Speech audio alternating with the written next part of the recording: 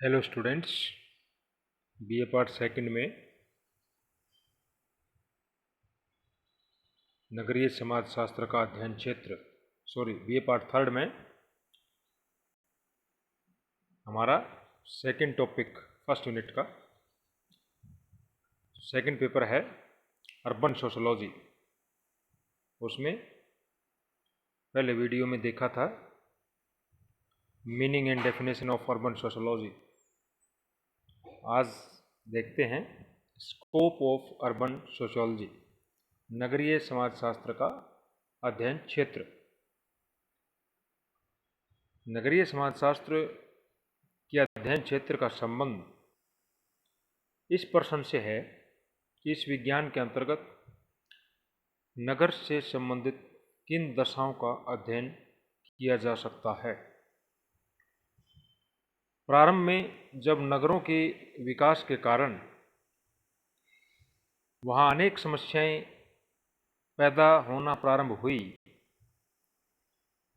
तो इन समस्याओं को नगर के एक विशेष पर्यावरण का परिणाम मानते हुए नगरीय पारिस्थितिकी अर्थात अर्बन इकोलॉजी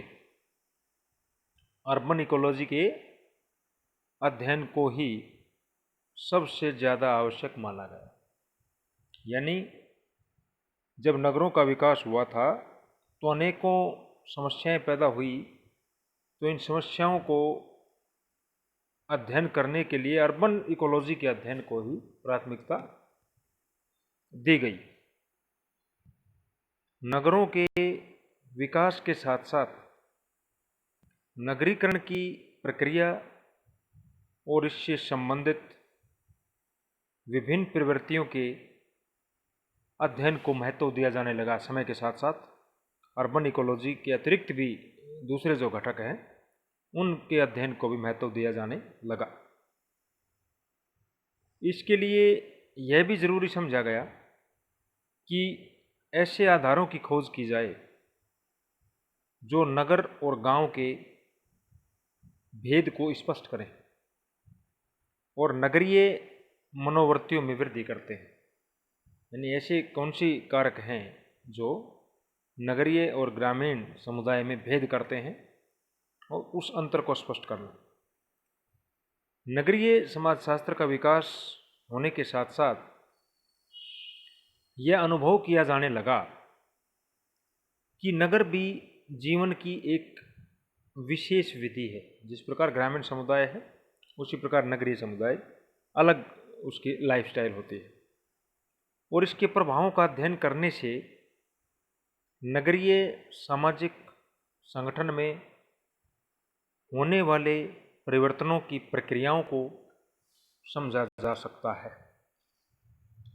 इस बात पर बल दिया गया कि नगरीय समाजशास्त्र को समाजशास्त्र की एक व्यवहारिक शाखा के रूप में विकसित किया जाए। देखिए, हमने पिछले वीडियो में देखा था कि व्हाट इज अर्बन सोशियोलॉजी। तो यहाँ देखें कि हम अर्बन सोशियोलॉजी के अंतर्गत किन चीज़ों को हम सम्मिलित करते हैं, उसका फैलाव कहाँ तक है। तो उसमें शुरू के अंदर जो देखा गया वो है अर्बन इकोलॉजी प्रमुख रूप से। उसके साथ साथ जो समस्याएं हैं, धीरे धीरे जब नगरों का विकास हुआ तो और दूसरी चीज़ें भी उसकी सामने आने लगी। प्रमुख रूप से किन किन चीज़ों का अध्ययन इसमें होता है। पार्क और बर्गेस, क्विन, एंडरसन और बर्गेल जैसे विद्वानों ने, ये सारे नगरीय समाजशास्त्री थे। नगरीय समाजशास्त्र के अध्ययन क्षेत्र में जिन जिन विषयों को ज़्यादा महत्व दिया है, उनको फोकस किया है। वो पॉइंट कुछ इस प्रकार हैं, प्रमुख जो पॉइंट है जिन पे फोकस किया है इन विद्वानों ने। नगरीय पारिस्थितिकी, जो शुरू में भी डिस्कस हो चुका है। अर्बन इकोलॉजी, पारिस्थितिकी शब्द वनस्पति विज्ञान और जंतु विज्ञान से लिया गया है, बॉटनी और जूलॉजी से। जिस प्रकार पेड़ पौधों और विभिन्न जीवधारियों का जीवन अपने चारों ओर की परिस्थितियों से प्रभावित होता है, उसी तरह नगरों से संबंधित विभिन्न दशाएं भी वहाँ के निवासियों के जीवन को प्रभावित करती। नगरीय पारिस्थितिकी में नगर की बनावट, जनसंख्या के आधार, उद्योगों के विस्तार, स्वच्छता संबंधी सुविधाएं, सामुदायिक जीवन से संबंधित लक्षणों आदि घटकों को शामिल करते हैं। यानी इकोलॉजी के अंतर्गत क्या होगा, उस नगर की बनावट, जनसंख्या का आधार, उद्योग धंधों का विस्तार, स्वच्छता संबंधी सुविधाएं और सामुदायिक जीवन से संबंधित विशेषता, ये चीज़ें इकोलॉजी में शामिल होती है। दूसरा जो पॉइंट है वो है अर्बन सोशल ऑर्गेनाइजेशन, नगरीय सामाजिक संगठन। पार्क एवं बर्गेस ने नगरीय समाजशास्त्र के अध्ययन क्षेत्र में नगर के सामाजिक संगठन को विशेष स्थान दिया है, सोशल ऑर्गेनाइजेशन को। नगरीय सामाजिक संगठन औपचारिक प्रकृति का होता है, यानी कि रूरल जो संगठन है वो अनौपचारिक प्रकृति का होता है। उसके ठीक विपरीत अर्बन सोशल ऑर्गेनाइजेशन जो है वो फॉर्मल टाइप का, औपचारिक प्रकृति का होता है। इसके अंतर्गत अव्यक्तिक संबंधों की प्रधानता होती है, इम्पर्सनल रिलेशंस। और सामाजिक संगठन की इस प्रकृति का अध्ययन करना नगरीय समाजशास्त्र के अध्ययन क्षेत्र में आता है। अर्बन कम्युनिटी तीसरा प्रमुख पॉइंट है, नगरीय समुदाय। नगरीय समुदाय के जीवन से संबंधित सभी पहलुओं का अध्ययन नगरीय समाजशास्त्र में होता है। नगरीय मनोवृत्तियों और नगरीय संबंधों की विस्तार से विवेचना इसके अंतर्गत की जाती है। नेक्स्ट पॉइंट है नगरीय सामाजिक संरचना, अर्बन सोशल स्ट्रक्चर। नगर की सामाजिक संरचना का निर्माण कुछ विशेष प्रकार के समूहों से होता है, ग्रुप से। इन समूहों के संबंध हित प्रधान और बहुत अस्थायी प्रकार के होते हैं। हित प्रधान जहाँ स्वार्थ केंद्रितता जैसे आ जाती है, अपने हितों की पूर्ति हेतु जो संबंध हो, औपचारिक प्रकार के। तो नगरीय सामाजिक संरचना में विशेष प्रकार के समूह से इनका निर्माण होता है और जहाँ संबंध जो होते हैं वो हित प्रधान होते हैं, अस्थायी प्रकृति, स्थायी नहीं। नगरीय धर्म और राजनीति, अर्बन रिलीजन एंड पॉलिटी, ये भी एक विशेष पॉइंट है। इसमें सभी समाजशास्त्रियों का ये मानना है कि एक विशेष समुदाय के धार्मिक विश्वास तथा राजनीतिक व्यवस्था, उसकी संरचना और जीवन पद्धति को प्रभावित करते हैं। यही कारण है कि नगरीय समाजशास्त्र में नगर की धार्मिक संरचना, धार्मिक व्यवहारों की प्रकृति, राजनीतिक दलों की कार्य पद्धति तथा जनसाधारण पर उनके प्रभावों का अध्ययन करते हैं। और नगरीय धर्म में विश्वासों का उतना महत्व नहीं होता जितना कि तार्किक व्यवहारों का। नगरीय जीवन का जो व्यवहार है वो तार्किक प्रकार का होता है, रैशनल। जबकि गांव में थोड़ा सा धर्म पे ज़्यादा फोकस होता है, आडंबरों पर, विश्वासों पर। नगरीय धर्म में एक जो है विश्वासों का उतना महत्व नहीं होता जितना तार्किक व्यवहारों का होता है।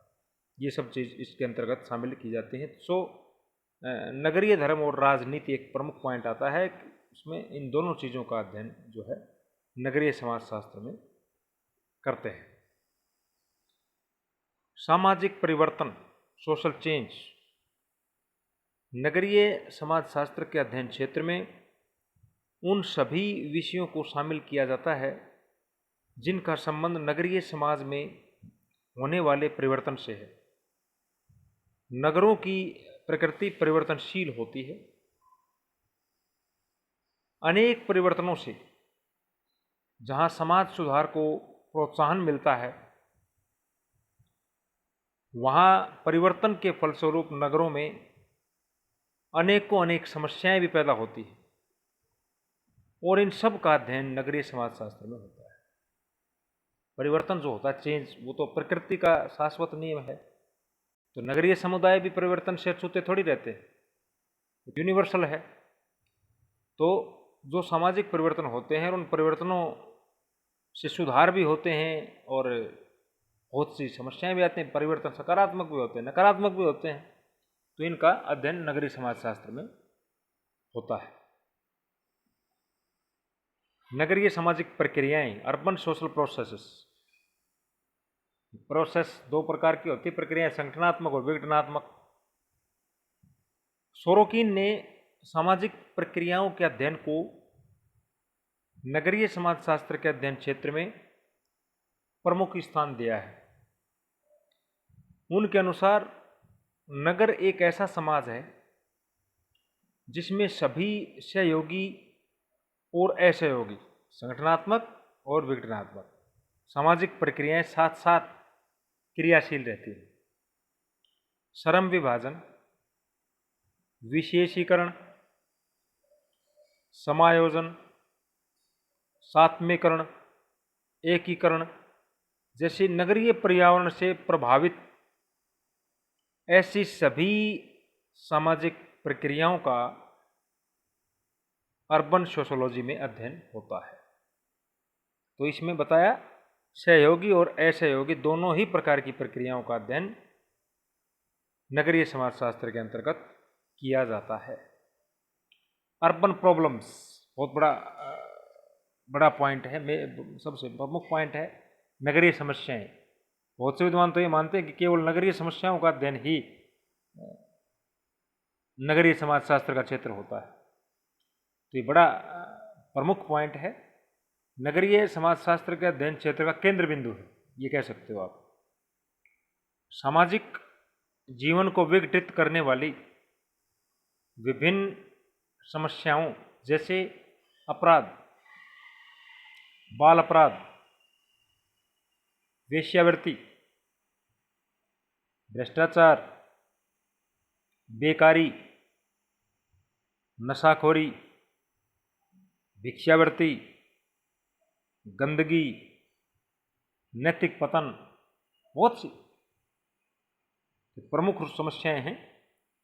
अपराध, बाल अपराध, वेश्यावृत्ति, भ्रष्टाचार, बेकारी, गंदगी, नशाखोरी, भिक्षावृत्ति, नैतिक पतन आदि का संबंध जो है वो नगरीय पर्यावरण से होता है।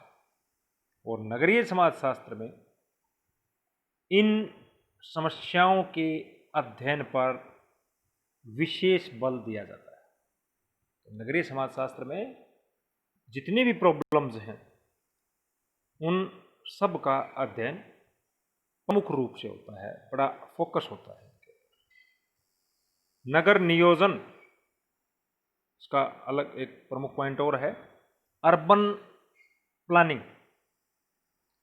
यह व्यवस्था नगरीय विकास की आवश्यकताओं को ध्यान में रखते हुए की जाती है।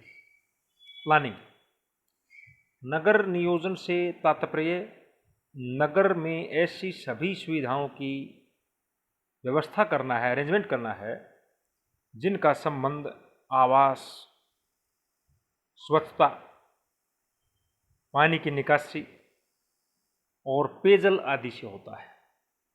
ये ऐसी सुविधाओं का विकास प्लानिंग के अंतर्गत आता है। जैसे टाउन प्लानिंग होती है, एक विभाग होता है सरकारों में टाउन, और टाउन प्लानर का पद होता है ना, नगर नियोजक। सिटी का प्लान होता है, मास्टर प्लान होता है, उसके अंदर उसकी स्वच्छता संबंधी दशाएं, पानी की निकासी का प्रबंध और पेयजल का प्रबंध प्रमुख रूप से शामिल होता है। ये है ना, पीने का पानी कैसा है, उसका पानी की निकासी का ड्रेनेज सिस्टम, यानी निकासी का प्रबंध कैसा है, ड्रेनेज सिस्टम। तो ये प्रमुख पॉइंट थे जो हमने डिस्कस किए, उनसे स्पष्ट होता है कि नगरीय समाजशास्त्र का जो अध्ययन क्षेत्र है बहुत व्यापक है। इसके अंतर्गत उन सभी विषयों का अध्ययन किया जाता है जिनका संबंध नगरीय पर्यावरण को समझने का समुचित विकास करने से। और इसी आधार पर एरिक्सन लिखते हैं, एक नगरीय समाजशास्त्री की रुचि उन सभी जटिल परिस्थितियों और पारस्परिक संबंधों के अध्ययन में होती है जो नगरीय सामाजिक जीवन का निर्माण करते हैं। नगरीय समाजशास्त्री नगर के सामाजिक जीवन के किसी एक पक्ष का नहीं अपितु सभी पक्षों का अध्ययन करता है। तो अध्ययन क्षेत्र के अंदर जो चीज़ें हमने डिस्कस की हैं उनमें प्रमुख रूप से सभी चीज़ें सम्मिलित हो गई हैं। नगरीय जीवन के विभिन्न पक्ष, नगरीय समाजशास्त्री जो है वो नगर के सामाजिक जीवन के किसी एक पक्ष का नहीं बल्कि सभी पक्षों का अध्ययन करता है। Thank you.